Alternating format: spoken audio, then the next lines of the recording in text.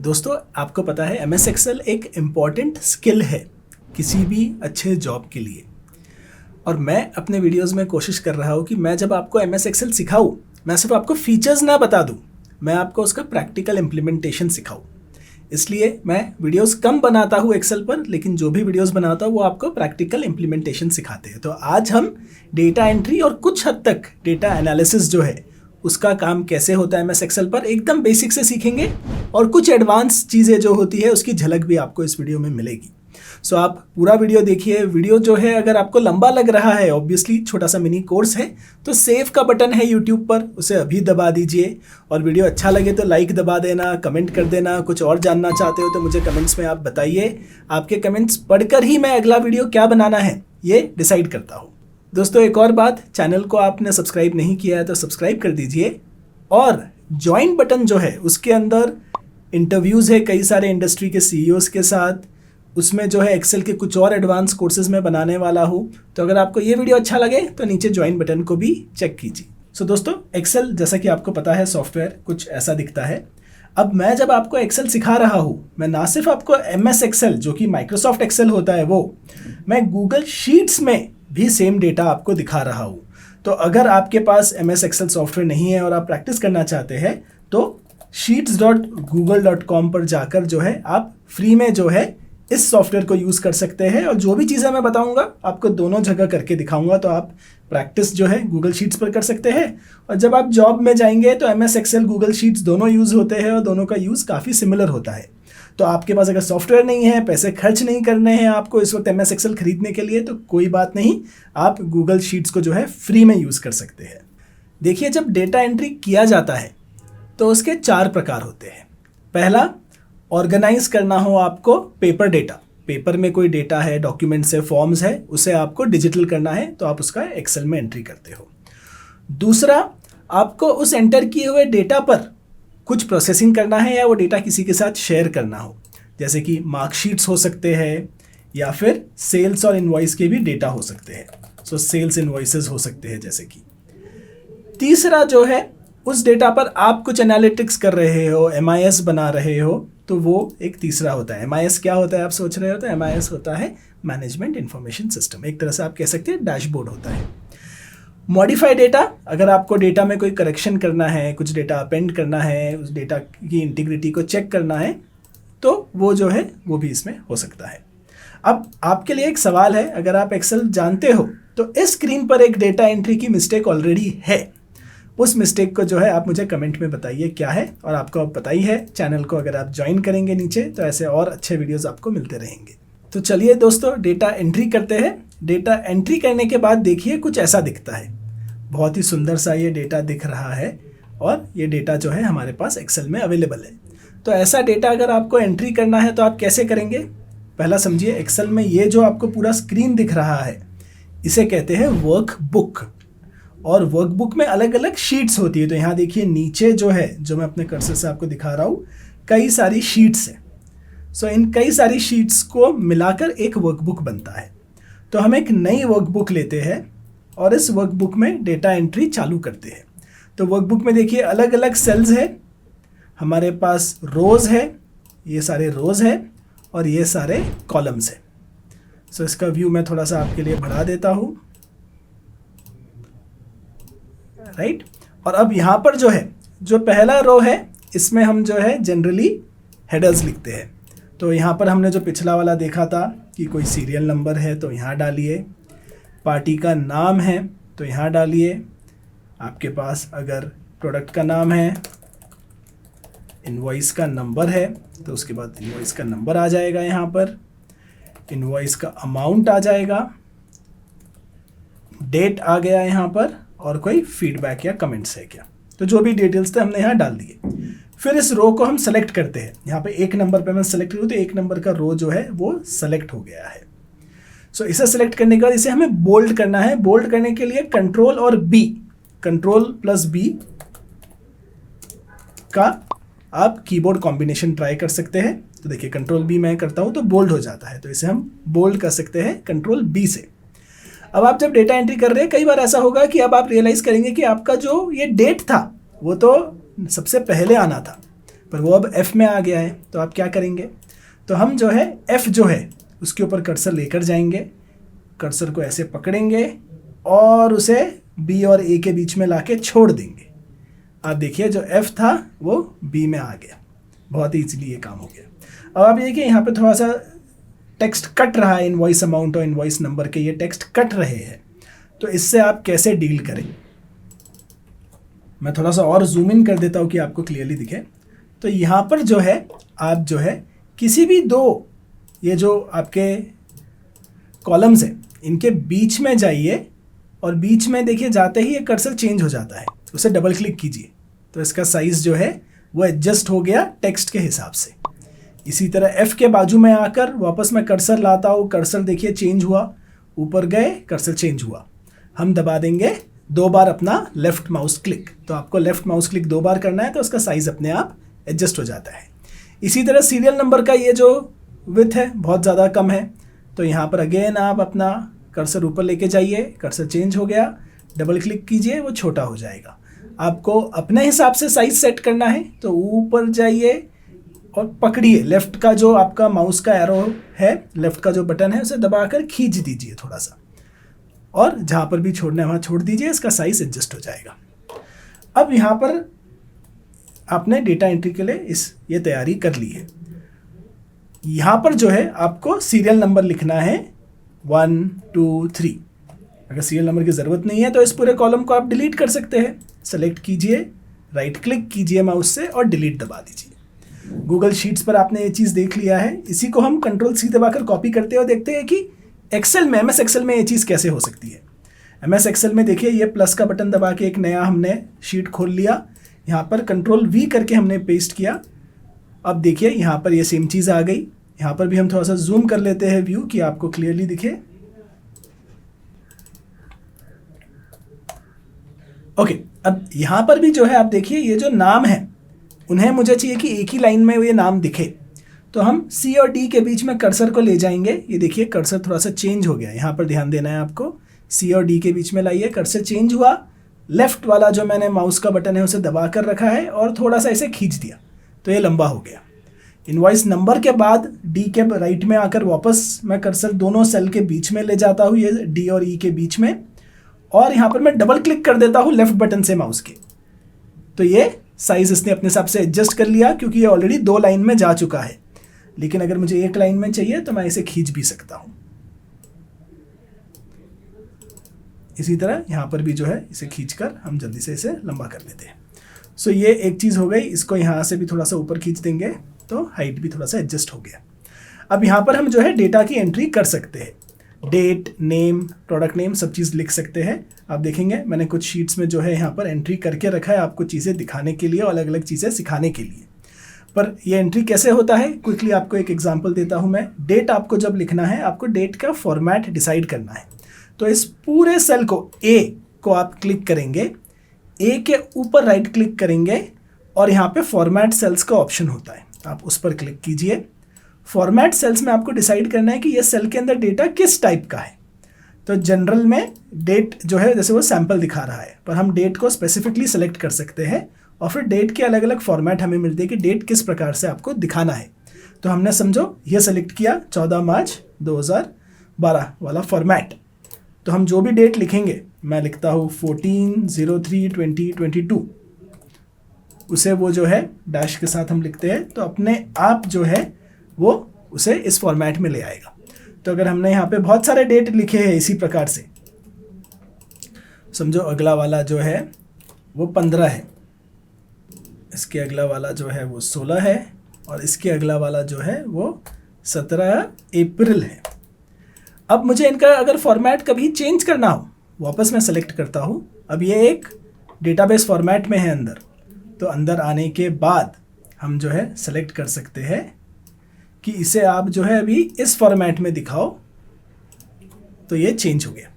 तो आप format cells का मतलब समझ गए होंगे। आप सेल्स को अलग अलग तरीके से फॉर्मेट कर सकते हैं। यहाँ हमने स्पेसिफिकली डेट की फॉर्मेटिंग सीखी है, कोई बहुत बड़ा फीचर नहीं है। तो यहाँ पर डेट इस तरह आते हैं। नेम में हम नेम लिख देंगे। अब नेम अगर आगे जा रहा है तो कोई दिक्कत नहीं है, आप एक्चुअली एक ही सेल के अंदर आप डबल क्लिक करेंगे तो आगे ये पूरा आपको डेटा यहाँ दिख जाता है ऊपर। इसके आगे लिखना शुरू करना है तो आप कुछ भी लिख सकते हैं। तो अगर आपको इसके आगे और भी लिखना है तो आप लिख सकते हैं। जब आप सी में आकर वापस टाइप करने लगेंगे प्रोडक्ट का नेम, तो आप देखेंगे कि ये थोड़ा सा कट होता हुआ दिख रहा है, लेकिन वो डेटा इसके अंदर है पूरा।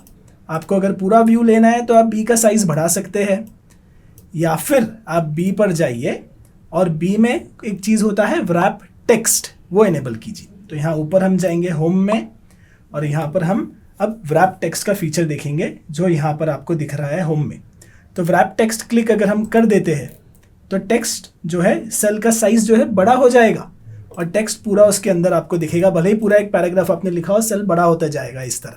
तो आपको पूरा पढ़ना है यहीं पर तो आप सेल का साइज़ बड़ा कर लीजिए। अगर आपको इस तरह नहीं बढ़ाना है साइज़ तो आप जो है नीचे की तरफ सेल का साइज़ बढ़ा सकते हैं व्रैप टेक्स्ट करके, कि टेक्स्ट छुपे नहीं, टेक्स्ट पूरा दिख जाए, यहीं पर कंटेंट जो भी है वो पूरा ही दिख जाए। ओके, सो ये हुआ बेसिक डेटा एंट्री। इनवॉइस का नंबर हम यहाँ लिख देते हैं, इनवॉइस का अमाउंट, और कोई यूज़र का फीडबैक था तो वो यहाँ पर दूसरे कॉलम में हम नोट कर सकते हैं। सिंपल। तो ये डेटा एंट्री का तरीका है। डेटा एंट्री करते करते आपके पास समझिए अब पूरा डेटा भर गया है। उसके बाद इसके ऊपर क्या प्रोसेसिंग होगी, अब उसकी तरफ हम चलते हैं।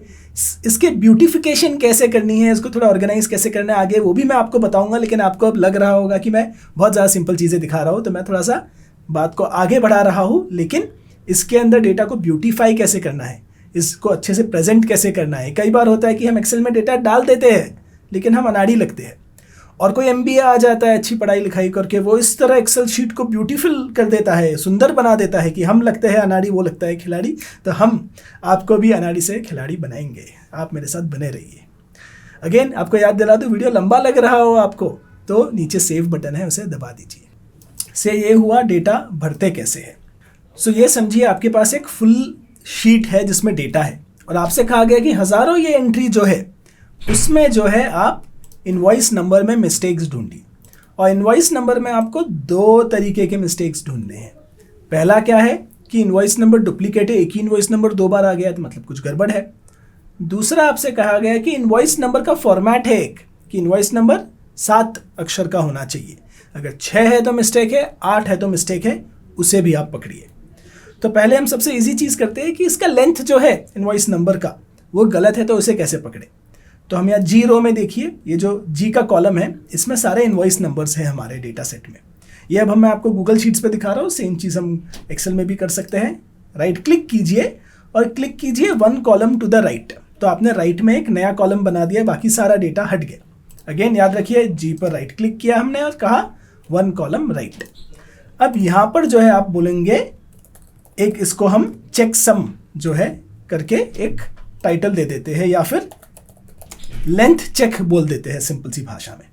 अब हमें इन सब का लेंथ जो है उसे चेक करना है। ये चेक हम कैसे करेंगे, तो हम यहाँ पर जो है एक फॉर्मूला लिखना शुरू करेंगे। देखिए फॉर्मूला थोड़ा सा एडवांस्ड होता है बट कोई मुश्किल नहीं है, कोनो मुश्किल नहीं है। आप जो है फॉर्मूला शुरू करने के लिए हमेशा इज इक्वल टू लिखते हैं। आप कीबोर्ड पर इज इक्वल टू लिखिए और फॉर्मूला अपने आप शुरू हो गया। अब आपको जो फॉर्मूला यूज़ करना है लेंथ चेक करने के लिए इसका, वो है LEN लेन। तो आप लिखिए LEN, आपको लेंथ बताएगा ये किसी भी चीज़ का। अब लेंथ लिखने के बाद किसका लेंथ जानना है, हमें जानना है जी कॉलम का लेंथ जो इसके लेफ्ट में है। तो हम क्या करेंगे, एक ब्रैकेट ओपन करेंगे शिफ्ट और 9 दबाकर, फिर अपना माउस लेकर जाएंगे, इस कॉलम को सेलेक्ट करेंगे तो G2 सेलेक्ट हो गया।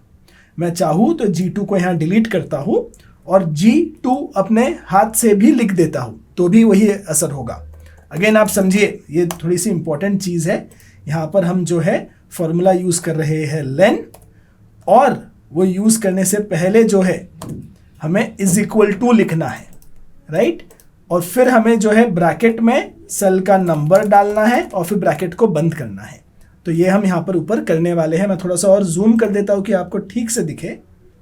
तो हम यहाँ लिख रहे हैं इज इक्वल टू, फिर हम लिख रहे हैं LEN लेन, छोटे में लिखो बड़े में लिखो इस वक्त कोई दिक्कत नहीं है।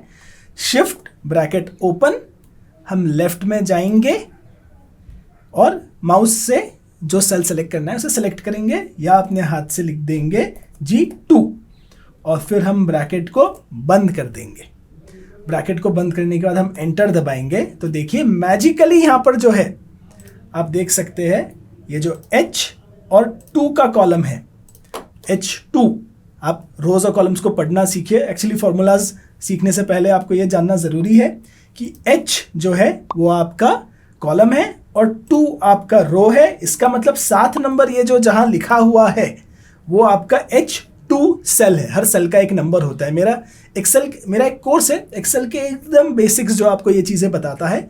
फ्री कोर्स है, 4 लाख 5 लाख लोगों ने ऑलरेडी देख लिया है यूट्यूब पर, उसका लिंक भी मैं आपको दूंगा। इनमें से कुछ बेसिक चीज़ें आपको वहाँ पर भी मिल जाएगी। यहाँ पर इस कोर्स में मैं जो है डेटा एंट्री की तरफ थोड़ा जा रहा हूँ, तो कुछ ऐसी बेसिक चीज़ों को शायद मैं मिस आउट कर दूँ।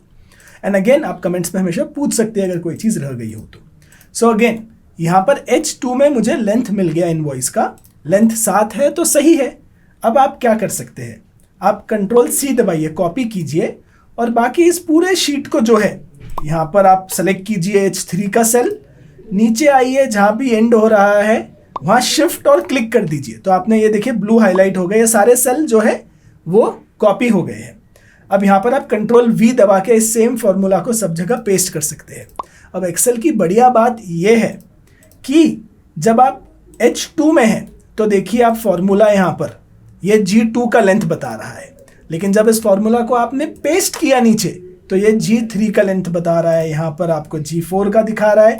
इसी तरह ये जो है आपको उसका ही लेंथ दिखाता है जिसका लेंथ आपको देखना है। तो फॉर्मूला इस प्रकार से लगा है कि भाई मेरा जो सेल है H2 उसके लेफ्ट वाले सेल का नंबर मुझे यहाँ दिखा दो, इस तरह ये फॉर्मूला लगा है। तो आप जब फॉर्मूला को कॉपी पेस्ट कर रहे हैं, आप 7 नंबर को कॉपी पेस्ट नहीं कर रहे, आप फॉर्मूला को कॉपी पेस्ट कर रहे हैं। फॉर्मूला आ गया, अगर किसी इनवॉइस का लेंथ कम हो तो यहाँ पर 6 हो जाएगा और आप पकड़ लेंगे कि हाँ ये तो 6 है, ये इनवॉइस नंबर में गड़बड़ है, मैं चेक कर लेता हूँ। सो ये हो गया इनवॉइस नंबर का लेंथ चेक करना। अब एक चीज़ होती है कि इनवॉइस नंबर अगर डुप्लीकेट है, हज़ारों नंबर्स है इसके अंदर, हज़ारों रोज़ है, बहुत सारा डेटा है, कोई इनवॉइस नंबर 2 बार आ गया है तो उसे भी चेक करना है। तो उसे चेक करने के भी 2 तरीके हैं। इससे पहले मैं आपको दिखा देता हूँ कि अगर हम एक्सेल में भी आ जाए, एक्सेल में भी अगर हम इंसर्ट करें यहाँ पर एक शीट को और सेम फॉर्मूला डाले =LEN और ब्रैकेट ओपन करके लेफ्ट वाला ये सेलेक्ट करे और एंटर दबा दे तो 7 नंबर यहाँ भी आ गया। सेम फॉर्मूला यहाँ पर भी काम कर रहा है एकदम बढ़िया से, तो कोई प्रॉब्लम की बात ही नहीं है। पूरा जूम करके देखिए आप, यहाँ पर भी सेम फॉर्मूला। जब इस सेल पे मैं डबल क्लिक करता हूँ तो यहाँ पर जो है I में फॉर्मूला लगा है, H से डेटा लेकर आए हैं हम, बड़ा ही क्लियर है। सो कोई दिक्कत नहीं है यहाँ पर। अब ये डुप्लीकेट कैसे निकालते हैं, इसका फॉर्मूला है। इसका फॉर्मूला थोड़ा ट्रिकी है, मैं फॉर्मूला आपको दे दूंगा, आप मांगेंगे तो डिस्क्रिप्शन में भी दे दूंगा। सो इसका जो फॉर्मूला हमने लगाया है वो आपको मैं यहाँ दिखा देता हूँ। काउंट इफ नाम का फॉर्मूला है, तो इस फॉर्मूला को मैं यहाँ पर पहले आपके लिए नीचे पेस्ट कर देता हूँ। राइट, इस फॉर्मूला को आप जो है अच्छे से यहाँ देख लीजिए। अब देखिए ये फॉर्मूला जो है ये कहता है इफ और फिर ये कहता है काउंट इफ। अगर आप जो है इसका काउंट इफ कर रहे हो H2 से लेके H6 तक का, और H6 जो है उसका वैल्यू 1 से ज़्यादा बार आया तो आप यहाँ लिख दीजिए डुप्लीकेट। तो ये फॉर्मूला एक्चुअली थोड़ा सा बड़ा है, आप लिख दीजिएगा डुप्लीकेट, बड़ा सिंपल है। तो आपने किया काउंट इफ H2 से लेके H6 तक का, और वापस आपने कहा कि H6 अगर डुप्लीकेट है इस रेंज में तो आप डुप्लीकेट लिख दीजिए। सो यहाँ पर जब फॉर्मूला हम लिख रहे हैं, ये फॉर्मूला क्या कह रहा है कि H2 से लेके H6 तक आप सब कुछ चेक करो। तो आपने कहा count if H2 to H6 यहाँ पर, और फिर आपने कहा कॉमा, और H6 का जो वैल्यू है वो अगर 1 से ज़्यादा बार आया, क्योंकि काउंट इफ करता है काउंट की कितनी बार कोई चीज़ आया है, तो ग्रेटर देन 1 हमने यहाँ लिखा है, तो आप रिजल्ट में लिखिए डुप्लीकेट, वरना आप कुछ मत लिखिए। तो ये इफ एल्स है, ये थोड़े एडवांस फार्मूलाज में आएगा, इस वक्त ये फार्मूला आप कॉपी कर सकते हो। तो डुप्लीकेट लाने का ये एक तरीका है। तो आप देख सकते हैं इनवॉइस नंबर 0049 यहाँ पर डुप्लीकेट था, तो जब सेकेंड बार ये आया तब डुप्लीकेट इसको टैग कर दिया गया। अब आप ये डुप्लीकेट को इन्वेस्टिगेट कर सकते हैं, शीट किसी को फॉरवर्ड भी कर सकते हैं। अगर आप चाहे तो एक और तरीका है, उसे कहते हैं कंडीशनल फॉर्मेटिंग। वो थोड़ा सिंपल है लेकिन आपको दोनों चीज़ आना चाहिए। सो हम यहाँ पर जो है एच को सेलेक्ट करेंगे, फिर होम क्लिक करेंगे, होम में कंडीशनल फॉर्मेटिंग क्लिक करेंगे और न्यू रूल्स के अंदर जाएंगे। न्यू रूल्स में देखिए फॉर्मेट ओनली यूनिक और डुप्लीकेट वैल्यूज़ का ऑप्शन है, और फिर फॉर्मेट ऑल डुप्लीकेट को सेलेक्ट कीजिए, फिर उसका फॉर्मेट सेलेक्ट कीजिए और आप बता दीजिए उसको क्या करना है। तो हम फिल में जाएंगे, बोलेंगे उसको लाल कलर का फिल दे दो, ओके और ओके दबा देंगे। तो यहाँ पे जितने भी डुप्लीकेट है वो इस तरह हाईलाइट हो जाएंगे, आपके नज़र में इजीली आ जाएंगे। तो ये एक और सरल तरीका है। अगर हम जाते हैं गूगल शीट्स में, सो गूगल शीट में सेम चीज़ अगर हमें देखनी हो तो देखिए सेम फॉर्मूला जो है यहाँ पर इसी तरह काम करता है, लेकिन जो ईजी फॉर्मेट मैंने आपको दिखाया, तरीका दिखाया कंडीशनल फॉर्मेटिंग से, वो यहाँ पर थोड़ा सा अलग है। यहाँ पर जो है आपको जी रो सेलेक्ट कीजिए, डेटा में जाइए और डेटा क्लीनअप में आप जो है रिमूव डुप्लीकेट्स को सेलेक्ट कर सकते हैं। लेकिन ये क्या करता है, ये जो पूरा डुप्लीकेट रो है ये पूरा उस रो को निकाल ही देता है। तो गूगल में अगर ये चीज़ मैं करता हूँ तो उस पूरे रो को उसने डिलीट ही कर दिया। तो अगर आपको लगता है पूरा रो ही आपके पास डुप्लीकेट आ गया और डिलीट करना है तो डेटा क्लीनअप में आप डिलीट कर सकते हैं, वरना मैंने Ctrl+Z दबाया कीबोर्ड पर और ये डुप्लीकेट रो वापस आ गया। सो डुप्लीकेट्स को पूरा ही निकालना है तो यहाँ पर इजी तरीका है, वरना आपको फॉर्मूला लगाकर ये चीज़ करना होगा। तो ये कुछ डिफरेंसेस है एक्सेल और गूगल शीट के बीच में जो कभी कभी आ जाते हैं। दोस्तों नेक्स्ट मैं आपको दिखाता हूँ कि अगर कोई इनवॉइस नंबर या कोई फील्ड में डेटा मिसिंग है जो कि क्रिटिकल है तो उसे आप कैसे ढूंढेंगे। तो यहाँ पर देखिए ये जो पूरा शीट है मेरे पास, इसे थोड़ा सा जूम आउट करते हैं हम। इसमें कई सारे इनवॉइस के डेटा है, लेकिन कुछ इसमें हज़ारों रोज में से कुछ जगह जो है इनवॉइस नंबर्स मिसिंग है। तो इसे हम कैसे ढूंढेंगे, तो हम कोई एक फ़िल्टर लगाएंगे। हम एक फीचर यूज़ करेंगे जिसका नाम है फ़िल्टर। आप फर्स्ट ये जो रो है उसे सेलेक्ट कीजिए, ये हेडर रो है आपका। तो यहाँ पर जब आप जाएंगे फिर आपको फ़िल्टर लगाने के लिए इस आइकन को ढूंढना है। यहाँ ऊपर देखिए एक छोटा सा आइकन है जहाँ मेरा कर्सर है, क्रिएट अ फ़िल्टर लिखा हुआ है, उसे बस आप प्रेस कर दीजिए, यहाँ फ़िल्टर अपने आप लग गए हैं। तो अब इन हेडर्स के हिसाब से ये पूरी शीट जो है वो फ़िल्टर हो रही है। अब फ़िल्टर में ये देखिए इनवॉइस नंबर के पास ये एक छोटा सा एक फनल का बटन है, इसे क्लिक करेंगे और फिर आप कंडीशन लगा सकते हैं। तो यहाँ पर मैं जाऊँगा और क्लियर क्लिक करूँगा कि मैंने कुछ भी सेलेक्ट नहीं किया है, और फिर ये ब्लैंक्स जो दिख रहा है हम ब्लैंक्स को क्लिक करेंगे और यहाँ पर ओके दबा देंगे। तो जहाँ पर इनवॉइस नंबर ब्लैंक है सिर्फ वो डेटा हमें दिख रहा है, बाकी सारा डेटा गायब हो गया है यहाँ पर। सो यहाँ पर इनवॉइस नंबर जो है वो अब आप चेक करवा सकते हैं कि ये जो नाम है इनके इनवॉइस नंबर मिसिंग क्यों है, इस डेटा को आप ठीक कर सकते हैं। तो ये हुआ इनवॉइस में अगर कोई डेटा मिसिंग है तो। इसी तरह अगर हम यहाँ आ जाए, समझिए कि ये 2 इनवॉइस नंबर मिसिंग हैं, तो यहाँ पर इन्हें हम एक बार हटा देते हैं और यहाँ पर ये 2 इसे आपको पकड़ना है और हज़ारों में से पकड़ना है। तो अगेन पूरा रो सेलेक्ट कीजिए, फिर आपको फ़िल्टर लगाना है। यहाँ पर जो है होम क्लिक करने के बाद आप आइए सॉर्ट एंड फिल्टर में और फिल्टर क्लिक कीजिए। अब फिल्टर के अंदर यहाँ पर देखिए इनवॉइस नंबर के पास ये एक ड्रॉप डाउन एरो है, इस एरो को क्लिक कीजिए, यहाँ पर आपके पास ऑप्शन आ जाता है। तो यहाँ पर जो है हम इसे पहले क्लियर करेंगे। सो आपका ये जो सेलेक्ट ऑल है उसमें डीसेलेक्ट कर देते हैं, फिर हम जो है ब्लैंक्स टाइप करते हैं और कहते हैं कि सिर्फ ब्लैंक्स दिखाइए और ओके दबा देते हैं। यहाँ पे देखिए बहुत सिंपल सी चीज़ थी, जो है इनवॉइस नंबर मिसिंग है उसे आपने पकड़ लिया। इसी तरह अगर आपको और भी कुछ पकड़ना है तो जैसे हम वापस सेलेक्ट ऑल कर लेते हैं, आपको सिर्फ वैसे ही इनवॉइसेस चाहिए या एंट्रीज चाहिए जहाँ पर कस्टमर जो है, कस्टमर ने कोई कमेंट लिखा हो। अब आप देखेंगे यहाँ लास्ट में एक फीडबैक का शीट है, लेकिन कुछ ही कस्टमर्स ने कमेंट लिखा है, आपको सिर्फ उन्हीं को निकालना है, बाकी सबको छुपा देना है। तो आप जो है अगेन इस कमेंट्स वाले पर आइए, फीडबैक पर ये एरो क्लिक कीजिए और यहाँ जो ब्लैंक्स लिखा है ब्लैंक्स को डीसेलेक्ट कर दीजिए कि ब्लैंक है तो मत दिखाओ। तो ये पूरा रो हट जाता है जहाँ ब्लैंक नहीं है। आप देख सकते हैं 3 इनवॉइस में कस्टमर के फीडबैक थे, उनको आप देख सकते हैं। तो डेटा एनालिसिस में, MIS में, मैनेजमेंट रिपोर्टिंग में इस चीज़ की आपको ज़रूरत पड़ेगी जहाँ पर आप वही एंट्रीज देखेंगे जहाँ पर जो है कोई कमेंट है और उसे फिर मैनेजमेंट के सामने दिखाएंगे। सो ये हो गया डेटा एनालिसिस का बेसिक्स। फ्रेंड्स, अगली चीज़ जो हम देखेंगे वो है कि डेटा में अगर कुछ एरर हो तो उसे ठीक कैसे करें। सो यहाँ पर हम देख रहे हैं कि जब नाम लिखे गए हैं तो लोगों के लास्ट नेम जो है, सरनेम और एज जो है इस सेल में मर्ज हो गया है। और ये नीचे वाला जो सेल है यहाँ पर सरनेम और नेम के बीच में एक स्लैश आ गया है। तो इसे आप सेपरेट आउट कैसे करें? तो यहाँ पे देखिए गुप्ता 65 को मैंने गुप्ता और 65 को अलग अलग सेल में मूव कर दिया है, क्योंकि एक सेल जो है वो एक टाइप के डेटा को कैप्चर करता है एक्सेल में। अगर एक ही सेल में सब कुछ आ गया तो आप वर्ड फाइल ही रख लेते ना, एक्सेल में गए क्यों हो? जो कंपोजिबिलिटी होती है आपके कंटेंट की, जो उसका कॉन्फ़िगरेबिलिटी होता है, उसे मेंटेन करने के लिए अलग अलग सेल में अलग अलग डेटा टाइप्स होने चाहिए। इससे आपको मैं याद दिलाता हूँ कि पहले पेज में जो मैंने आपको बताई थी गलती है वो ये है कि इन टेक्स्ट के साथ जो नंबर है 1 2 3 4 उन्हें यहाँ बाहर लिखना चाहिए था, अंदर नहीं लिखना चाहिए था, क्योंकि डेटा एंट्री में आपको डेटा को क्लासिफाई करना है अलग अलग टाइप्स, अलग अलग कॉलम्स, अलग अलग रोज में, तो वो थोड़ा सा डिफरेंस होता है। सो यहाँ पर जो है हम आते हैं जहाँ पर हमारे पास ये घटना हो गई है कि हमारे लास्ट नेम के साथ कुछ और भी चला गया है, या फर्स्ट नेम लास्ट नेम एक ही सेल में हो गए, उन्हें सेपरेट करना है। तो सेपरेट कैसे करें? सो यहाँ पे सेपरेट करने का बहुत ही सिंपल तरीका होता है ऑनेस्टली। तो यहाँ पर हम देख लेते हैं, समझिए कि ये चड्डा 21 जो लिखा हुआ है इसे हम सेपरेट करेंगे। तो यहाँ पे देखिए इसे हाईलाइट भी कर देता हूँ मैं।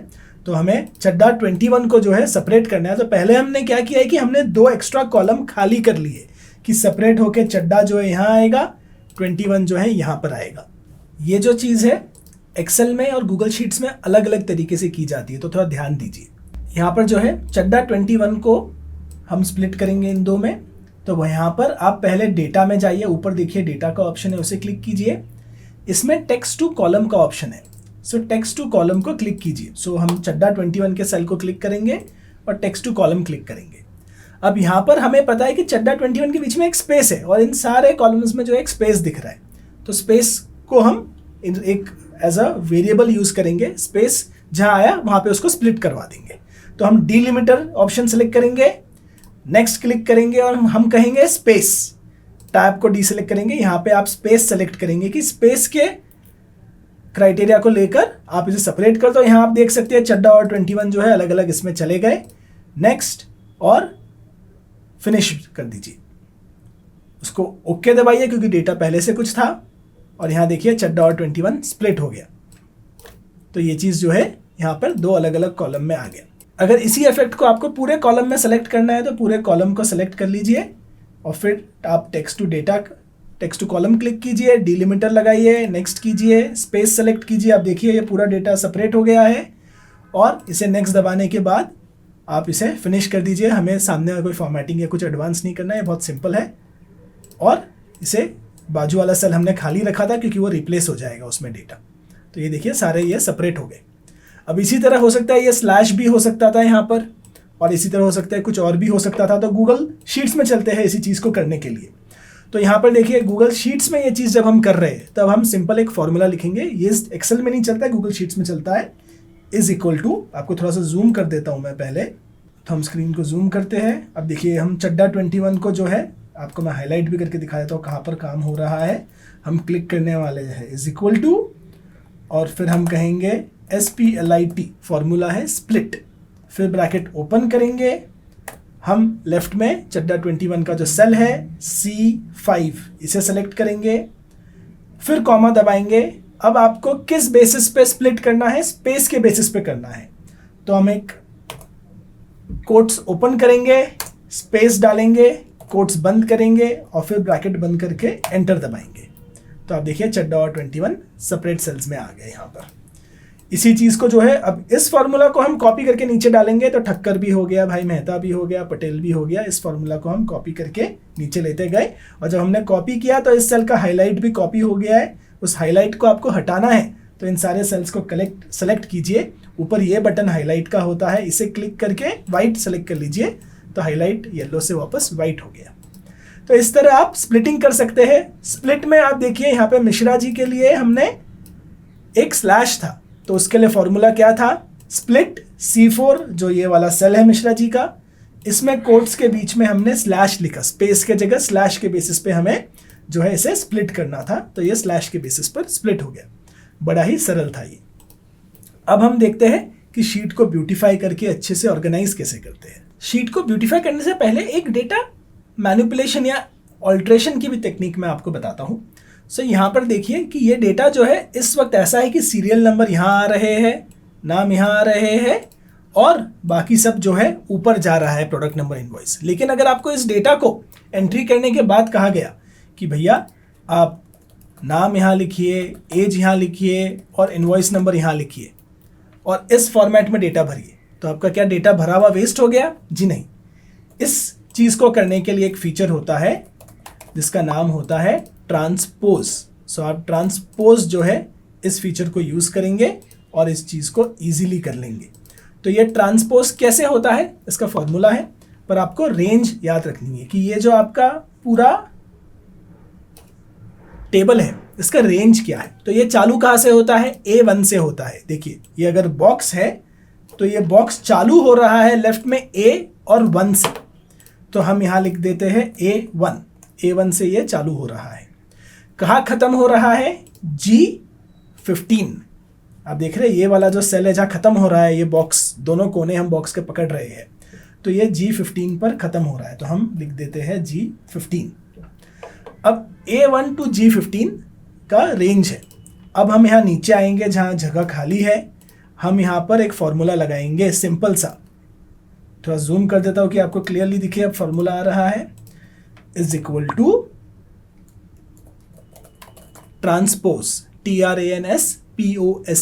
ये गूगल शीट्स में हम कर रहे हैं, याद रखिएगा। फिर ब्रैकेट ओपन कीजिए, आप क्लिक कीजिए A1, फिर आप कोलन डालिए, शिफ्ट और सेमीकोलन का जो बटन होता है उसे आप दबाएंगे तो यहाँ पर जो है आपको कोलन आ जाएगा ये, और फिर आप लिखिए G15। तो वो रेंज ऊपर आपकी सेलेक्ट हो गई है। ब्रैकेट को बंद कीजिए, एंटर दबा दीजिए। ये सेम डेटा जो है, अब थोड़ा सा मैं आपको जूम आउट करके दिखाता हूँ, पूरा डेटा जो है अब अलग फॉर्मेट में आ गया। सीरियल नंबर यहाँ आ गया। लोगों के आप देखिए, ये इसको बोल्ड कर दूंगा तो आपको समझेगा कि ये जो है अब डेटा इस फॉर्म में आ गया। अब यहाँ पर आप चाहे तो इनवॉइस नंबर को पकड़िए और ऊपर डाल दीजिए कि इनवॉइस नंबर के हिसाब से कि इस इनवॉइस नंबर का सीरियल नंबर ये है, नाम ये है, एज ये है, मोबाइल नंबर ये है, पूरा डेटा यहाँ पर आ गया। इसे थोड़ा सा ब्यूटीफाई करना हो तो ब्यूटिफिकेशन भी हम सीख रहे हैं। ये थोड़ा सा ब्यूटीफाई हो गया। यहाँ पर अगर इसको थोड़ा और टेबल्स वगैरह देना है तो ऐसे हमने टेबल में दे दिया। तो सेम डेटा अब अलग फॉर्मेट में हमने यहाँ पर लगा लिया जहाँ पर चीज़ें नीचे जा रही है। तो ये जो है बहुत ही एक अच्छा काम का फीचर है ट्रांसपोज। डेटा को अगर अलग फॉर्मेट में लाना है, अगर आपने रोज़ और कॉलम्स को आपको उल्टे करने हैं तो आप ट्रांसपोज यूज़ कर सकते हैं। ट्रांसपोज के कुछ और प्रैक्टिकल यूजेस हम देखेंगे, लेकिन पहले अब हम ब्यूटिफिकेशन की बात कर रहे थे तो हम ब्यूटिफिकेशन की बात कर लेते हैं। एक बात मैं आपको और बता दूं, ट्रांसपोज का ये फॉर्मूला गूगल शीट्स और एक्सेल दोनों में ही चलता है, लेकिन एक्सेल में जो है ट्रांसपोज करने के लिए एक शॉर्टकट भी है। तो हम इस पूरे टेबल को अगर सेलेक्ट करेंगे तो आप ट्रांसपोज इजीली कर सकते हैं। आप पेज लेआउट में आइए, आप डेटा को सेलेक्ट कीजिए, Ctrl+C से कॉपी कीजिए और पेस्ट करते समय आप यहाँ आइए, पेस्ट के अंदर ये नीचे जो बटन है इसे दबाइए और पेस्ट स्पेशल का ऑप्शन ढूंढिए। पेस्ट स्पेशल में पेस्ट करते समय आप सिर्फ नीचे ये ट्रांसपोज सेलेक्ट कर लीजिए और ओके दबा दीजिए। आप देखेंगे ये डेटा जो अब है इस तरह आ गया कि ये सारे कॉलम्स जो ऊपर थे वो अब यहाँ आ गए और उनके सामने का जो डेटा था वो यहाँ आ गया। तो अब आपको डेटा जब पढ़ना है किसी एक ट्रांजैक्शन का तब आप ऐसे पढ़ेंगे। आप ट्रांजैक्शन ऊपर से नीचे देखेंगे एक जन का ये जो पूरा डेटा है। तो ये कुछ केसेस में काम आता है। तो अब ब्यूटिफिकेशन की तरफ आ जाए कि भैया कोई नया MBA शम्बिया आ गया जो आपको भैया हीरो लग रहा हो, तो आप थोड़ा सा हीरो बनना सीखिए खुद भी। सो हम चलिए एक नया शीट लेते हैं। सो आपने यहाँ पर देखिए एक साधारण सा डेटा एंट्री कर दिया। आपका डेटा बहुत ही ज़्यादा सामान्य लग रहा है और इसमें किसी को देखने में बहुत ज़्यादा शायद मज़ा नहीं आ रहा है। आप देख सकते हैं फ़ॉन्ट के साइज़ भी यहाँ अलग है, जो सेल के विड्थ वगैरह है वो भी रैंडम है। तो इसे थोड़ा अगर ब्यूटीफाई करना है तो कुछ बेसिक चीज़ें मैं आपको बताता हूँ। पहले आप रो को सेलेक्ट कर लीजिए, जो भी आपका हेडर रो है उसे आप बोल्ड कर दीजिए, तो थोड़ा सा पता चलता है कि ये नाम है इसके नीचे, ये लास्ट नेम है इसके नीचे, थोड़ा सा पढ़ना ईजी हो जाता है। फिर आप देखिए अगर डेटा बहुत ज़्यादा है, समझो इस डेटा को मैं थोड़ा डुप्लीकेट कर लेता हूँ, हज़ारों एंट्री समझो हमारे पास है, समझो ऐसे बहुत सारे हमारे पास डेटा है। तो जब मैं स्क्रॉल करके नीचे आता हूँ तो आप देखेंगे कि यहाँ पर ये जो नंबर है ये क्या नंबर है, आपको समझ में नहीं आ रहा, आपको ऊपर जाके देखना होगा, अच्छा डी में तो एज है और आप नीचे आके देख रहे हैं। इस चीज़ को सॉल्व करने के लिए फ्रीज का ऑप्शन होता है। सो गूगल शीट्स में जो है आप जाइए व्यू में, फ्रीज सेलेक्ट कीजिए और फर्स्ट रो को फ्रीज कर दीजिए। अब जब भी आप स्क्रॉल करेंगे फर्स्ट रो वहीं का वहीं रहेगा, आप भले ही 35 नंबर का रो देख रहे हैं और 35 नंबर के रो में जो है आपको एज जो है वो ऊपर हेडर दिख रहा है बड़ा ही क्लियरली। सो 35 नंबर के रो में हमें जो है एज बड़ा ही क्लियरली यहाँ दिख रहा है कि ये किस हेडिंग है, तो ये हेडिंग आपको क्लियरली दिख रही है। इस तरह अगर आप बहुत ज़्यादा इस तरफ जा रहे हो, आपके सीरियल नंबर छूट गए, तो आप जो है कॉलम को भी लॉक कर सकते हो। फ्रीज में जाइए और एक कॉलम तक इसे लॉक कर दीजिए, तो आपके हेडर्स आपको सब जगह दिखने लगते हैं। तो ये एक बहुत ही सिंपल सी टेक्निक है। तो अब थोड़ा सा शीट बेटर लगने लगा है, लेकिन आप देखिए फॉन्ट के साइज़ हर जगह अलग अलग है। तो ये जो 1 और A के बीच का सेल है यहाँ पर, इसे क्लिक जब करते हैं ये वाले सेल को, तो सब कुछ जो है सेलेक्ट हो जाता है। सब कुछ सेलेक्ट करने के बाद आप एक फॉन्ट वापस टाइप कीजिए, 12, 13, 14 जो भी रखना है, तो सबका फॉन्ट साइज़ जो है एक कंसिस्टेंट हो गया। 14 हमने यहाँ एंटर कर दिया। फॉन्ट का टाइप आप मैनुअली जाइए, डिफ़ॉल्ट हम सेलेक्ट कर लेते हैं कि फॉन्ट सारा एक तरीके का हो गया। तो आपका ये जो था कंसिस्टेंसी आ जाता है फॉन्ट में। फिर जो ऊपर हेडर है, मैं हमेशा क्या करता हूँ, हेडर को एक हाईलाइट दे देता हूँ। हाईलाइट देने के लिए ये दिख रहा है आपको हाईलाइट का ऑप्शन, ये क्लिक कीजिए और बैकग्राउंड को येलो कर दीजिए, तो येलो हाईलाइट आ गया। या फिर एक बहुत ही प्रोफेशनल जो लगता है वो है कि ब्लैक हाईलाइट दे दीजिए और हेडर के फॉन्ट को वाइट कर दीजिए, ये भी एक बहुत ज़्यादा प्रोफेशनल व्यू आ जाता है। अब आपको चाहिए कि ये टेबल्स जो है, जो लाइन्स आ रहे हैं हर डेटा के बीच में, वो थोड़े ज़्यादा प्रोमिनेंट दिखे, तो ऊपर ये वापस A और 1 के बीच के सेल को सेलेक्ट कीजिए कि सब कुछ सेलेक्ट हो जाए यहाँ पर। और फिर यहाँ बॉर्डर्स का ऑप्शन है आपके पास, बॉर्डर में आइए और ये ऑल बॉर्डर्स सेलेक्ट कर दीजिए, तो सब जो है एक टेबल बन जाएगा सबके अराउंड। तो थोड़ा सा ये ब्यूटीफाई हो गया। अब हम जो है नेम वगैरह है सबको जाकर डबल क्लिक कर देंगे कि सबका जो विड्थ है वो थोड़ा सा ऑर्गेनाइज हो जाए। तो सबका साइज हमने थोड़ा सा ऑर्गेनाइज कर दिया, तो थोड़ा सा ये सुंदर दिखने लगता है। इसमें और बहुत ज़्यादा ब्यूटिफिकेशन हो सकता है, चार्ट्स वगैरह बना सकते हैं आप, कई सारी एडवांस चीज़ें और फार्मूलाज जो है उन पर वीडियो बनेंगे। ज्वाइन बटन आप चेक कीजिए, सारे वीडियोज़ आ रहे हैं। इसी चीज़ को अब हम एक्सेल में भी एक बार ट्राई कर लेते हैं। तो एक्सेल में हम आते हैं, वापस डेटा लेते हैं, थोड़ा सा रीसेट करते हैं यहाँ पर। तो यहाँ पर देखिए सब कुछ सेलेक्ट करके पहले मैं एक बार रीसेट कर देता हूँ। देखिए आपने डेटा एंट्री किया था वो कुछ ऐसा दिख रहा है, यहाँ वहाँ से कॉपी भी किया है, थोड़ा इनकंसिस्टेंट दिख रहा है। तो हम वही करेंगे, सब पहले रो को सेलेक्ट करके हम यहाँ से बोल्ड कर देंगे, उसे एक हाईलाइट दे देंगे। फिर सारे फ़ॉन्ट का साइज़ जो है उसे एक बार चेक कर लेंगे कि कंसिस्टेंट है। फ़ॉन्ट का नाम भी जो है हम कंसिस्टेंट कर लेंगे। फिर सबको जो है सबका साइज़ थोड़ा एडजस्ट करेंगे। किसी भी दो कॉलम के बीच में जाइए और डबल क्लिक कीजिए तो उनका साइज़ एडजस्ट हो जाएगा, तो थोड़ा सा ऑर्गेनाइज लगता है। फिर वापस सब कुछ सेलेक्ट करेंगे, हमें बॉर्डर्स देने हैं अभी, तो यहाँ पर देखिए बॉर्डर्स का ऑप्शन है। तो हम जो है यहाँ पर अलग अलग टाइप के बॉर्डर सेलेक्ट कर सकते हैं। मैं इस वक्त सभी को बॉर्डर दे रहा हूँ, तो ऑल बॉर्डर का ऑप्शन हम सेलेक्ट कर रहे हैं, तो सारा ऑल बॉर्डर आ गया। तो थोड़ा सा बेटर लगता है। फ्रीज पेन भी कर लेते हैं। फ्रीज पेन्स व्यू के अंदर आता है, व्यू के अंदर जाइए, freeze top row, freeze top row and freeze top column दोनों सेलेक्ट कर लेते हैं। सेलेक्ट करते हैं इसे, फ्रीज टॉप रो। देखिए टॉप रो को सेलेक्ट किया और फिर हमने सेलेक्ट कर लिया। फर्स्ट कॉलम को सेलेक्ट कीजिए, फ्रीज फर्स्ट कॉलम भी हमने कर लिया, तो ये फ्रीज हो गए हैं। ये फ्रीज हो गए हैं ये दर्शाने के लिए अगर चाहो तो आप कॉलम को भी जो है यहाँ पे जाके हल्का सा हाईलाइट दे सकते हो, तो थोड़ा सा रीडेबिलिटी इंप्रूव हो जाती है। मैं आपको थोड़ा सा जूम करके दिखा देता हूँ। ये देख लीजिए, इस तरह हमारा शीट थोड़ा सा ब्यूटीफुल दिख रहा है। ये बहुत ही ज़्यादा ब्यूटीफुल शीट नहीं है, but it's lot more readable than random data. थोड़ा सा यहाँ पर देखिए डेटा ऑर्गेनाइज नहीं है, तो सारा डेटा जो है हम होम में जाते हैं, इसका अलाइनमेंट या तो सेंटर रख दीजिए या लेफ्ट कर दीजिए, तो अलाइनमेंट डालने से थोड़ा सा और सुंदर हो गया। फिर ये मिसिंग डेटा वगैरह जब आप भर देंगे तो एक्सेल थोड़ा और ब्यूटीफुल लगेगा। दोस्तों ये डेटा एंट्री, डेटा एनालिसिस का बेसिक्स था। एकदम ही बेसिक एक्सेल समझना है, फॉर्मूलाज के एकदम बेसिक समझने हैं, तो उसका एक और वीडियो है, उसका लिंक मैं आपको यहाँ दे देता हूँ। और एडवांस्ड एक्सेल सीखना है, पिवट टेबल, वी लुकअप या फिर डेटा एंट्री एनालिसिस के कुछ और एडवांस फीचर्स सीखने हैं, तो एडवांस वीडियोस भी मैं बना रहा हूँ। आप कमेंट पे रिक्वेस्ट कीजिए और ज्वाइन बटन चेक कीजिए, वहाँ पे कई सारे ऐसे एडवांस वीडियोस और वहाँ पर भी आएंगे। सो दोस्तों, थैंक यू सो मच मेरे साथ बने रहने के लिए। वीडियो को प्लीज़ लाइक कर दीजिए, चैनल को सब्सक्राइब कर दीजिए। सी यू नेक्स्ट टाइम।